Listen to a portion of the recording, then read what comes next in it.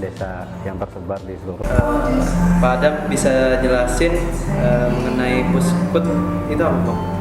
Oke, kalau Puskut itu adalah pusat koperasi unit desa, di mana Puskut sendiri adalah bentuk dari koperasi sekunder ya. Jadi kumpulan dari koperasi primer yang menamakan diri koperasi unit desa yang tersebar di seluruh Kalimantan Selatan. Bapak sebagai ketua Puskut sendiri, bagaimana nih Pak kegiatan koperasi selama masa pandemi seperti ini, Pak?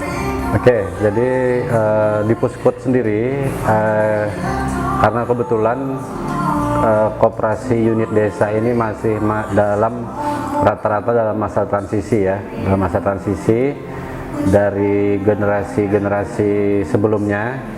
Ini sekarang lagi transformasi, tapi perkoperasian secara umum di masa pandemi ini jauh berjalan dengan lebih baik. Kalau bicara masalah koperasi ya, akhirnya kita bicara koperasi secara umum, tidak hanya koperasi simpan pinjam, tapi kondisi di masyarakat sendiri seolah-olah koperasi itu seperti bank kecil gitu ya, padahal koperasi itu sangat luas. Dia sebuah badan hukum untuk berusaha atau berbisnis di Indonesia. Nah, kondisinya di masa pandemi ini sebenarnya adalah satu momentum dari koperasi-koperasi yang masih bersifat tradisional sekarang bergeser ke arah digital. Banyak koperasi yang mulai bertransformasi digital.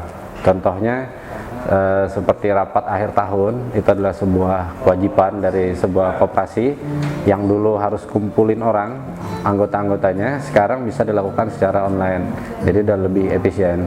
Oke, melihat peluang seperti itu Pak, apakah di pengkoperasian sendiri berarti ada penyesuaian strategi tersendiri gitu selama masa pandemi seperti ini?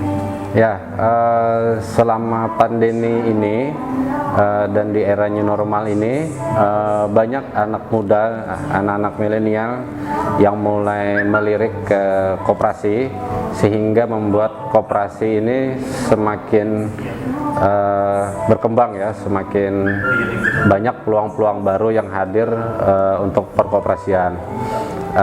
Di masa pandemi ini juga sering diadakan acara-acara ya dari Kementerian Koperasi dan UKM, sehingga banyak masyarakat yang mulai membuka dirinya untuk berkoperasi dengan cara yang baru.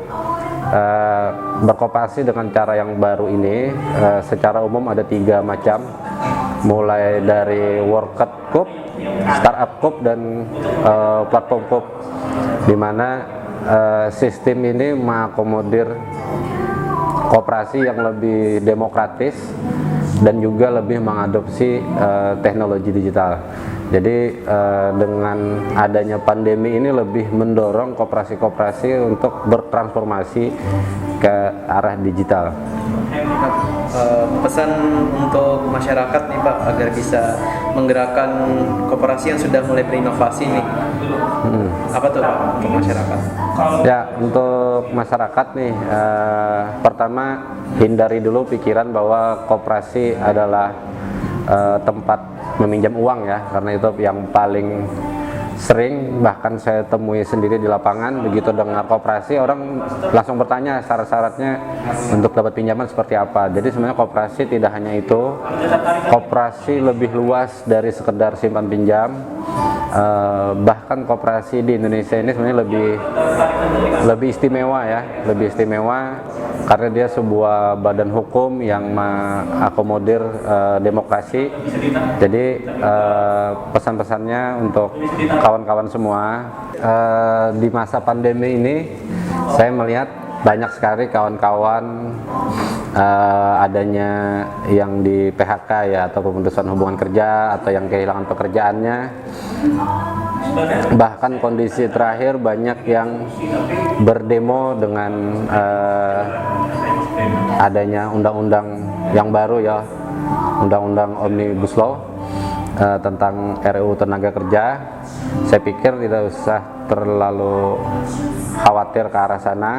Sebenarnya dengan itu juga keluar undang-undang tentang perkoperasian Jadi kawan-kawan dengan skill-skillnya kawan-kawan itu bisa membuat koperasi. Jadi kita bekerja tidak harus di corporate yang besar lagi. Masa depan ini adalah di mana adanya perusahaan-perusahaan yang lebih kecil dan spesifik, dan juga berkumpulnya para expert atau ahli di satu tempat itu. Jadi kalau seandainya kawan-kawan masyarakat yang sekarang sedang terkena dampak PHK bisa mulai beralih dengan bikin usaha sendiri dengan badan hukum koperasi. Dengan perkembangan dari koperasi itu Pak, inovasi sudah ada, terus ada kreasi juga.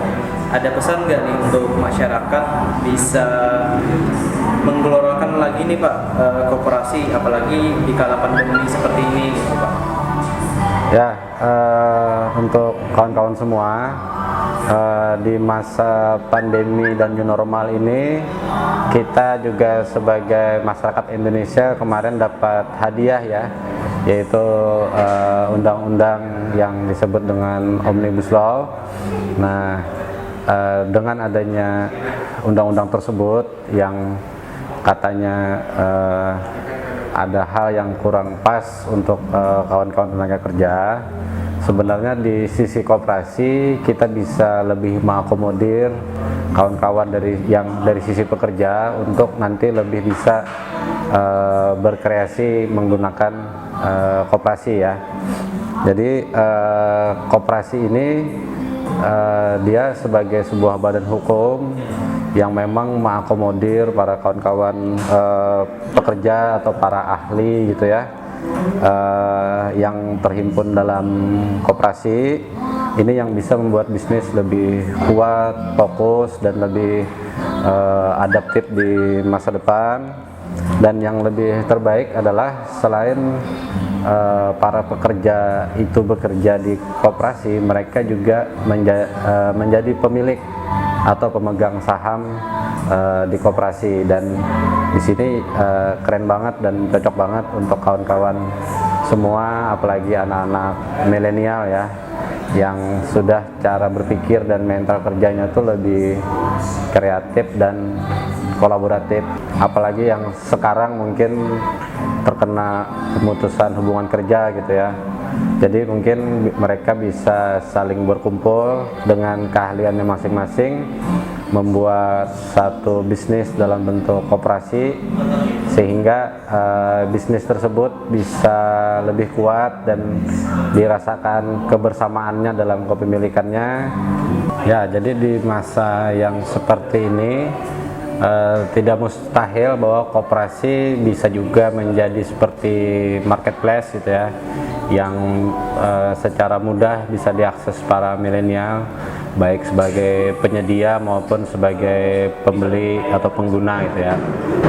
Selain itu juga koperasi juga bisa menjadi seperti omnichannel, di mana koperasi bisa menyediakan berbagai layanan dan kebutuhan untuk para milenial.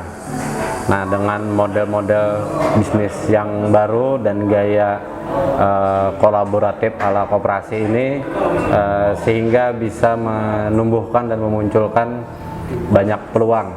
Dan dalam kondisi seperti ini, kondisi pandemi seperti ini, banyak rantai pasok bisnis yang rusak, dan ini sebenarnya bisa diisi oleh koperasi-koperasi milenial.